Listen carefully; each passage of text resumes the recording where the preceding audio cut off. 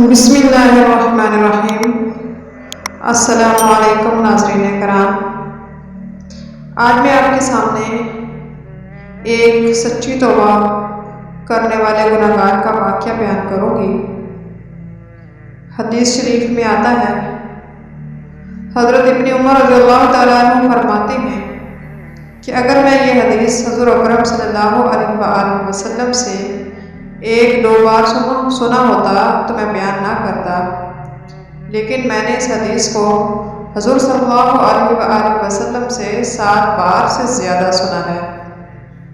میں نے آپ صلی اللہ علیہ وآلہ وسلم کو فرماتے ہوئے یہ سنا کہ بنی اسرائیل میں کفر نامی ایک شخص تھا جو کسی قسم کے گناہ سے نہیں بچتا تھا۔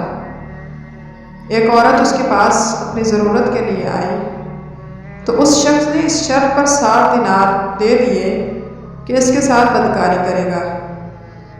جب یہ شخص بدکاری کے لیے اس عورت پر بیٹھنے لگا تو عورت کانپتی ہوئی رونے لگی۔ اس شخص نے کہا، تم کیوں رو رہی ہو؟ میں نے تیرے ساتھ زور و زبردستی کا معاملہ تو نہیں کیا۔ عورت نے کہا، ایسا تو نہیں کیا، لیکن میں نے زندگی میں ایسا عمل کبھی نہیں کیا، مگر آج سخت ضرورت نے مجھے اس کام پر مجبور کر دیا۔ مجھے اللہ کے عذابوں کا خیال آ رہا ہے۔ اس کام کو ہمارے خالق نے حرام قرار دیا ہے۔ میں بھی اپنی ضرورت سے مجبور ہو کر اس برے کام کے لیے تیار ہو گئی۔ اب اللہ کا خوف مجھے بے چین کیے دیتا ہے۔ ہائے، آج وہ گھڑی کا لطف مستقل جان کا روگ بن جائے گا۔ اے کفل، اللہ کے لیے اس بدکاری سے باز آ جاؤ۔ اپنی اور میری جان پر رحم کر، آخر اللہ کو بھی حساب دینا ہے۔ اس لڑکی کی ایسی پر تاثیر اور سچی باتوں نے کفل پر ایسا اثر ڈالا، اپنے برے ارادے پر نادم اور شرمندہ ہوا۔ عذاب الہی کی خوفناک شکلیں اس کی نظروں کے سامنے گھومنے لگی اور وہ اپنی سیاکاریاں یاد کر کے رونے لگا۔ قبر کے سانپ بچھو اس کی نظروں کے سامنے پھرنے لگے۔ اپنے دل سے سوچنے لگا کہ مجھے تو اللہ کے عذاب سے بہت زیادہ ڈرنا چاہیے۔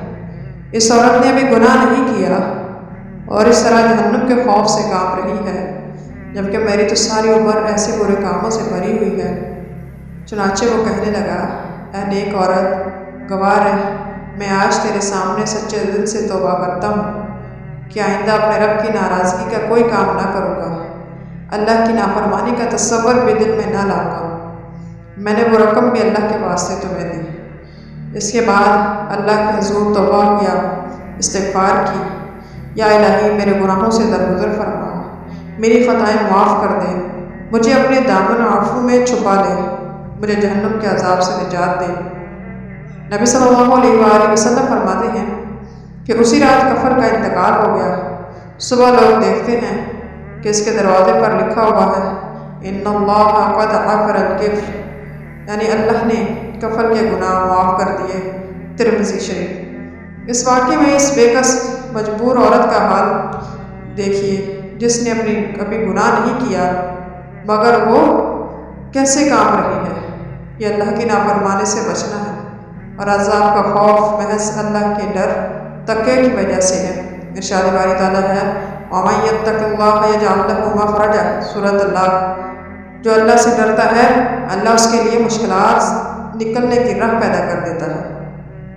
عورت گناہ سے بچنا چاہتی تھی، اللہ تعالیٰ نے اس کو نہ صرف اس گندے حرام کام سے نجات دی، بلکہ اس کے حسن و کردار کی وجہ سے کفل جیسے سیاہ روح اور گناہگار بھی اللہ تعالیٰ نے ہدایت نصیب فرمائی۔